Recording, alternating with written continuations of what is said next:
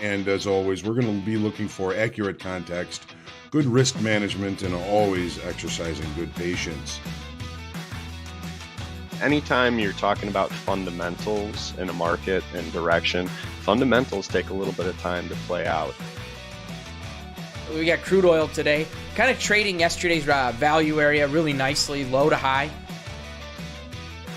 That's what we're here for, is to put ourselves in the best success. A trading routine does that, builds that habit, lets you know what to work on, what to reflect on, and what to improve on the next day.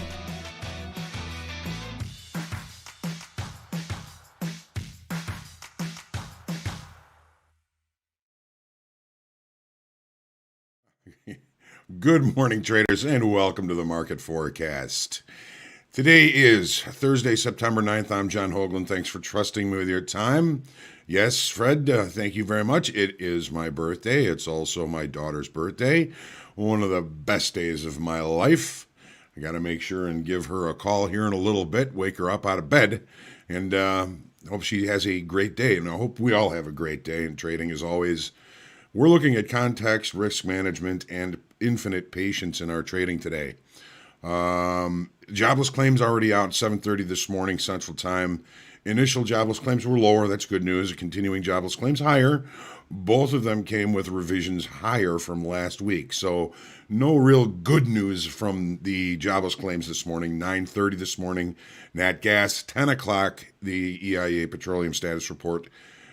On Thursday, due to the holiday on Monday, U.S. equities are set to open lower, perhaps extending some of the losses from the last couple of days, as the Fed edges closer to withdrawing stimulus, although rumor has it probably not going to start at the FOMC meeting in 2 weeks. ECB has left rates at 0%, and they are working on tapering some of their asset purchases, but they've put the word moderate cuts. Moderate. So market's not really reacting too much to that here this morning so far, but crude and gas prices, nat gas prices is a 7-year high. There's a little bit of a squeeze going on overseas. And crude, the loss of output from Hurricane Ida in the Gulf has reached about 20 million barrels. We know we're all waiting for that EIA petroleum status report to come out here at 10 o'clock, but the API announced there was just a 2.8 million barrel draw, about a million barrels less than they thought. So we've got all those things to look at. As usual, make sure you hit the like button, share, comment, question, feedback, and heckling are always welcome. Subscribe to our YouTube channel so you can get notifications when we do go live. VIX up a little bit this morning, 18.33. Dollar index a little lower, 92.61 last I checked. And the yield on the 10-year are down a little bit as well this morning at 1.33%. Got to say good morning to everybody. I got a long list. I appreciate everybody telling me happy birthday. James, Theo, good morning. Brian, Janus, Dr. VJ, Frederico, Cameron, George, Brett. I always do like a good storm at night. I seem to sleep very good during them. Ryan, Fred, thank you. And my daughter says thank you as well. Subconscious, Frederico. Good morning, Ryan, Cameron. Lawrence, new to the forecast. Welcome. Hopefully you're going to find some useful information. And I've decided, because it's my birthday, I'm going to tell everybody exactly what the markets are going to do today. I wish I could do that. Nobody can. But we're going to see what we see here. Mikhail, good morning. Murph, Jim, BK Reese, Lawrence, Trading Research, good morning. Dead letter opener, what's up? John, Steve Lee, Justin, hired to bug me about the nat gas. We're going to keep bugging me. We'll get that worked in here somehow. I think it's a good idea to switch out some of the products that are providing bigger opportunities, attracting more, more interest, and switch a couple out once in a while. So you think about doing that on the forecast at least next week.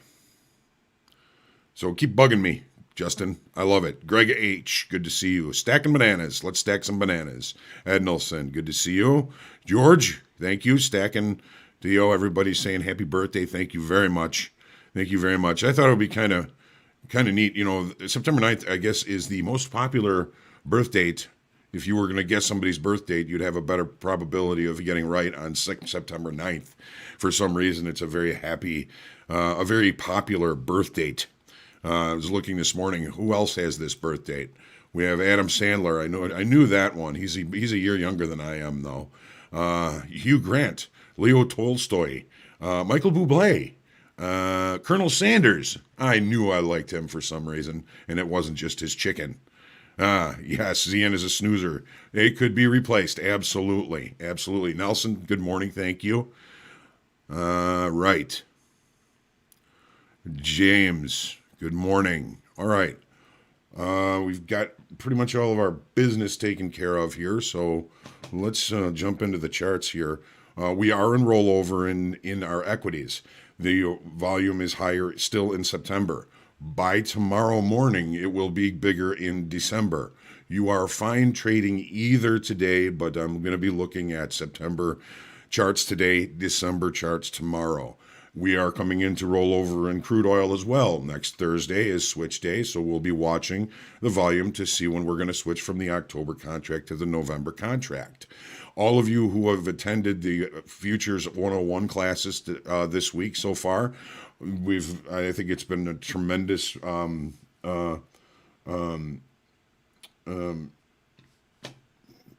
outreach, or what am I looking for? Tremendous attendance, I think. Today we're going to be talking about the contract leverage and our role in the marketplace. Tomorrow, the cardinal rules. Tomorrow's going to be a good one. I like that one. So we're going to, and also, for group coaching yesterday, thanks for attending. Thanks for attending the session with Dr. Menaker yesterday. That should be up on YouTube at some point today or tomorrow, so you can check it out. And we are going to Salahadine. What is the secret to good trading?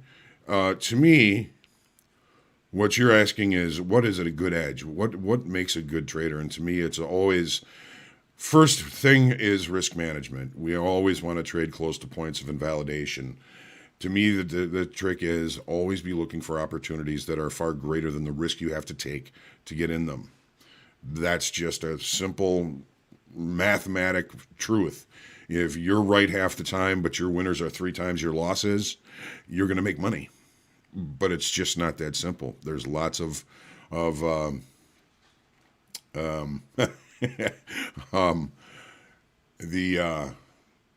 there's lots of things mentally that get in our way with being able to recognize opportunities.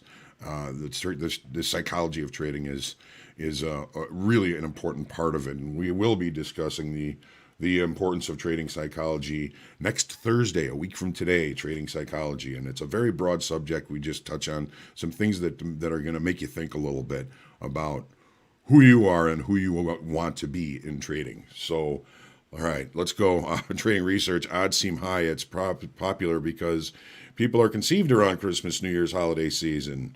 People have time off, either festive or depressed, almost 9 months. Yep, that's right.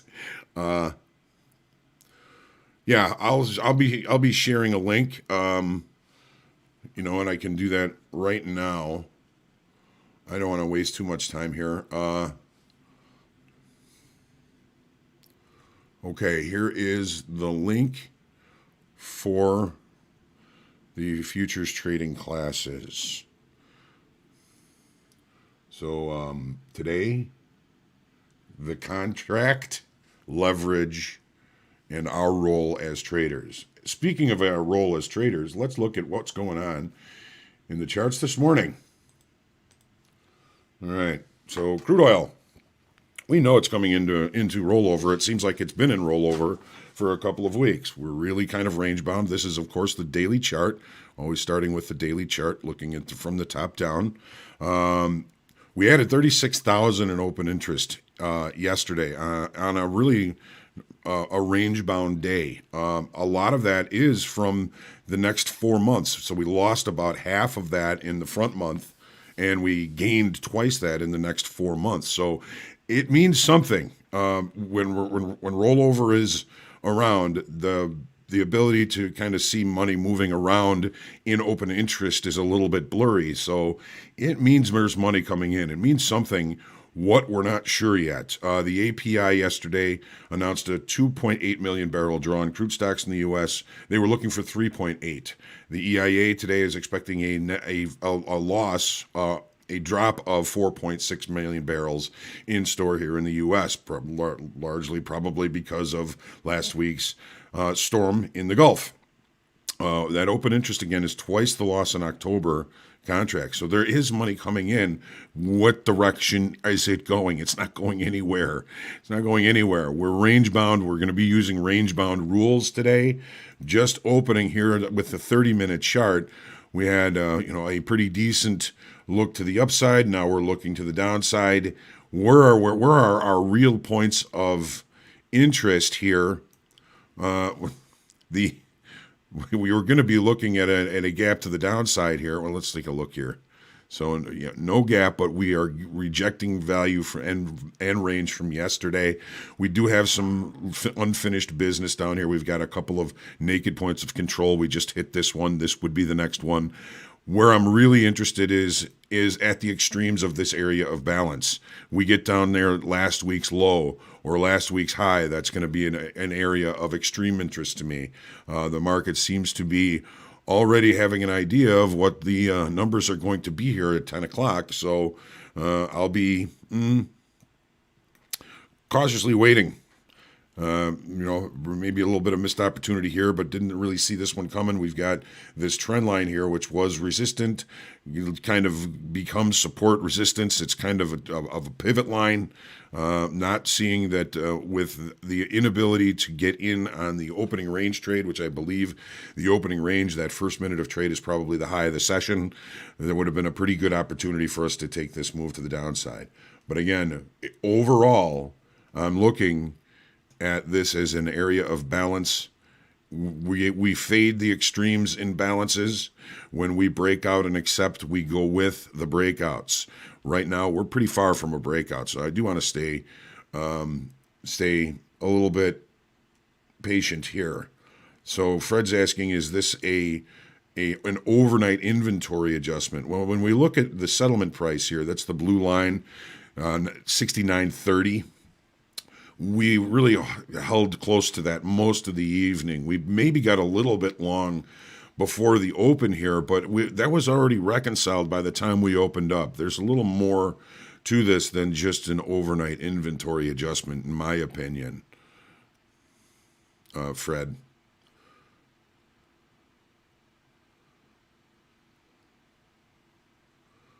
We got our week's low relatively close to where we just put in this low. I don't like to fight directional markets. I'll be looking for some sort of structure with which to lean on. All right, so let's take a look at the E-mini S&Ps, where I spent so many years. Still in September, investors, the S&P, the broadest of the indexes, kind of giving the idea that investors are a little bit nervous about the Fed, what they're going to do, when they're going to do it.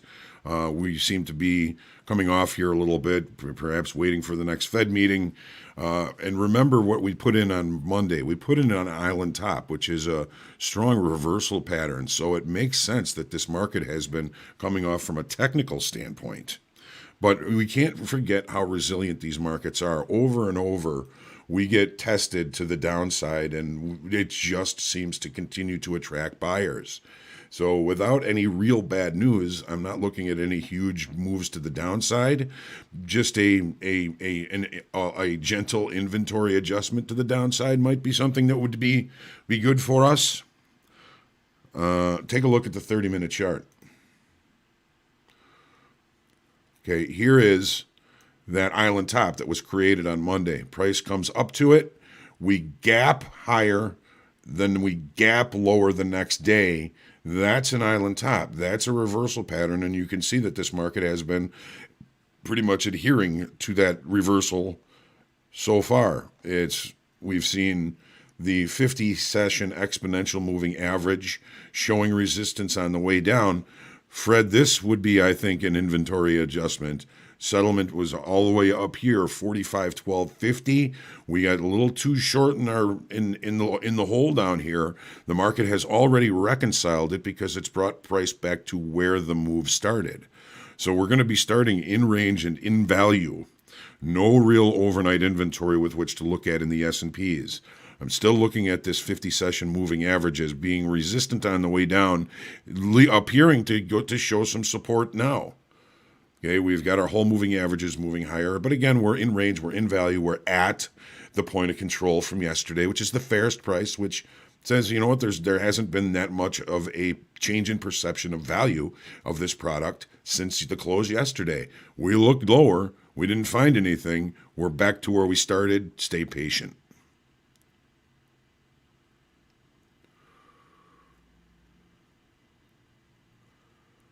Okay, all right, Nick Ends. Maybe this headline news is what has created that drop in crude oil. China releases national crude oil reserve by rotation batches. Probably reason for the drop. Thank you for putting that in, Nick Ends. Absolutely.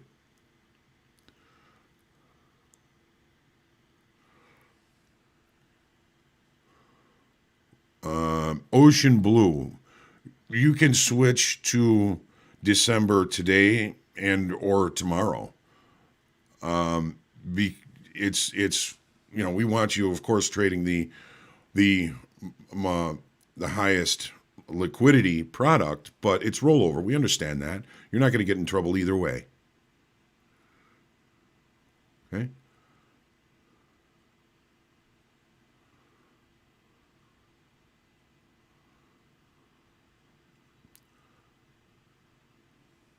Okay. All right. So did we finish here? Oh, we're all well aware that there's some substantial weakness in structure down below on the daily chart. The nearest that I'm looking at is we have a gap from 44.54 down to 44.40. So right in this area here, there's a gap that is unchecked. There's also some naked points of control down there. That's a long ways away. I'm not going to focus on those, but I just want to put it out there that one of the weaknesses that the market could target on a move to the downside would be to come down and fill that gap, which puts us down to 44.40.50. All right, NASDAQ. NASDAQ's been holding up a little bit better than the S&Ps. We can see our range-bound rally, our rollover range-bound. We've got some pretty solid lows, some pretty solid highs. Last week's high really kind of capping off the activity for this week to the upside. We added 32,000 in open interest on a down day and a little bit higher volume, even on an expiring contract. That's a little bit interesting, but we really didn't move anywhere. We tested below our area of balance that we're in, but we rejected it. The rollover range is intact. Balance rules apply. We fade extremes of balance until it proves wrong. Once we get an acceptance outside of the balance area, then we go with it. So I'm looking at our low so far in the extended trading hours as a possible long or a possible short, depending on the activity that occurs down there. If we start pushing lower and it looks like we're accepting, then I'm going to start to look to find opportunities to sell strength. Down here above this line, above this level, I'll look for opportunities to buy weakness and sell strength up here unless it breaks out and we bring in some participation. Then we go with that because that could be the next leg to the upside. Don't forget how resilient these markets are. Here's the 30-minute chart. So very similar to what we did in the S&Ps yesterday. We broke, we came back, we settled. The settlement is 15,620. We got a little bit too short in the hole here. We've reconciled that overnight inventory. We don't have any inventory to work with in the NASDAQ here this morning. We are at settlement. We are in value or thereabouts. I'm going to again try and suggest staying patient. Sometimes the best trade locations come later on in the session. Yesterday morning we had our opening range as the high. It was in range, in value. It does happen. The market opened and sellers just barreled into this. Continuing to extend the move to the downside until it didn't. Is there a specific level that it traded to? It traded to, on the composite profile, there's a huge low volume node just below where this market went to. Those low volume nodes on those composite charts can show you where rejection was and where rejection may be again. Gold. Okay, so long-term trend line still looks supportive. That's this line here. We broke out above it. We've been holding the level in large part ever since, but we've been looking to kind of move to the downside, but still, again, holding that level. Pretty decent drop in volume yesterday and open interest. As the market is continuing to roll along this, it seems to be cutting off volume and cutting off money coming into the gold market. So it's telling us that there's likely going to be some sort of a change. It's either going to break out and accelerate below that line, or it's going to continue in this little bull flag maybe thing that we've got going on here. And if we can take out the top of that, we can move to the upside. But again, the last week's low is pivotal. It is the high for the extended trading and a regular hour trading session today. So what does it look like on the 30-minute chart? So we have no gap. We had perhaps a little bit of long overnight inventory, as Fred was talking about, in crude oil, but we've now reconciled that. All of the overnight longs didn't find what they were looking at up here, which would have been more buyers coming into the marketplace. So the market just kind of comes back, and all of those longs that just paid up here just puked out down here. What does it mean? Take selling power out of the marketplace. Look at the market coming right back up. Settlement, important level. If you don't look at settlement, if you don't put it on your charts, you're missing something. Put it on your charts. Settlement in gold, 1793.50. The euro, still holding in a bull flag. Yesterday, weekly kickoff low supportive. Last night, weekly kickoff low supportive. We added 51,000 in open interest, largely due to rollover. But there's something else going on here as well. That increase in open interest, 51,000, is telling us something. Some money is moving in this market. The ECB, don't really see any real big response to that here. What does it look like here on the 30-minute chart? And what we have now done, no, we didn't. I was looking at the possibility of opening with a gap and driving higher, leaving an island low here. This would be a nice reversal pattern, moving price back to the upside. In the euro, didn't happen. We've closed the gap. We've traded basically right back down to our support level. Boy, that would have been a sweet shot to see that coming at you. Get that sucker, and you can really limit the risk on that. And did we get a little bit too long? Maybe. We get a little knee-jerk here, back into range, back into value. Stay patient. I'm really liking the idea that we might really find some decent fish down here at weekly kickoff low, previous point of control. And I'm sitting in the seat, and I didn't get the opportunity to get it, but that's okay. There will be more opportunities. And for our boring 10-year, we're going to change this, I think. Still just kind of rolling along, short time frame control. low open interest, no changes, 1,800 in an increase in open interest, just kind of bouncing along the sidewalk here like a ball. Each time it bounces a little bit less, but we're still in the middle here of this longer term area of balance. The last week's low has been penetrated a few times. Not really looking at that as a great opportunity. 30-minute chart. Okay, one thing that I do want to point out.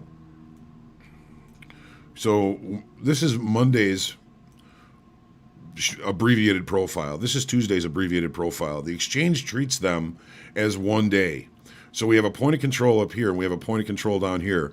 We opened in between them yesterday. What did we do? We traded to the point of control here, to the tick, and then we ended up going up and trading to this point of control up here. This is a typical day of repair.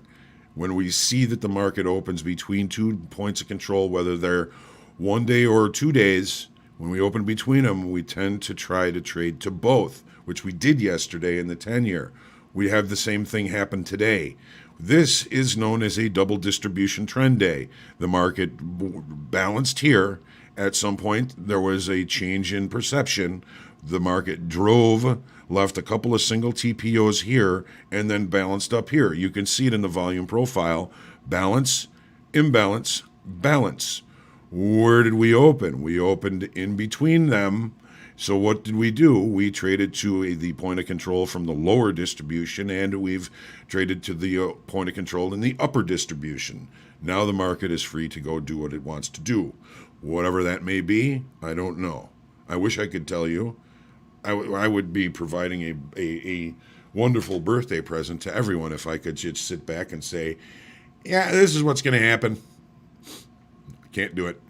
Nobody can. It's up to us to figure out what our opportunities are, where they lie, and where our risk is. Thank you all for your kind, happy birthdays. And I want to get done here before the equity open. I will be back with the market recap today. We'll take a look at what we saw this morning and how things played out. Dan's going to be out for today and next Thursday, so you'll be stuck with me again. And again, looking forward to the Futures 101 today. I'm going to pot the link back in here at the bottom. Please come join me. Ask questions. We'll spend about half hour, an hour talking about futures trading and trading in general. So get out there and profit. Trade well today. Have a good day. I'm working all day, so no big deal. My 22nd birthday. Get out there and profit. Trade well. I'll see you in the pits in a couple of minutes.